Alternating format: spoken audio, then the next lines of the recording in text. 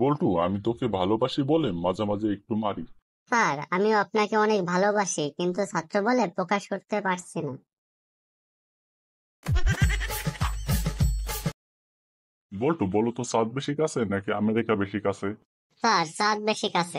বল্টু, তুই এটা কি করে বুঝলি? স্যার, চাঁদ তো এখান থেকে দেখা যায় না, কিন্তু আমেরিকা তো এখান থেকে দেখা যায়। তার মানে চাঁদই কাছে।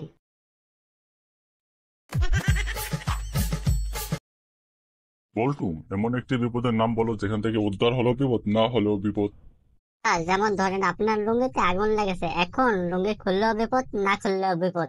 ইউ আর কারেক্ট মাই বয়। বল্টু, তুই ওর সাথে মারামারি করছিলি কেন? স্যার, ও আমার গার্লফ্রেন্ডকে কিস করেছে। হা, তোর আবার গার্লফ্রেন্ড? সেটা আবার কে? স্যার, আপনার মেয়ে। কি বললি?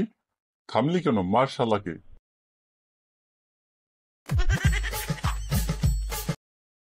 ডাক্তার সাহেব, চিন্তায় চিন্তায় আমার চুলগুলো পেকে যাচ্ছে।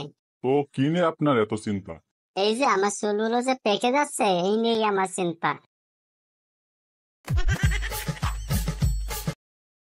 ব্যাপার বাবা, এখন দেখি সকাল সন্ধ্যা তুমি আয়নার সামনে দাঁড়িয়ে থাকো।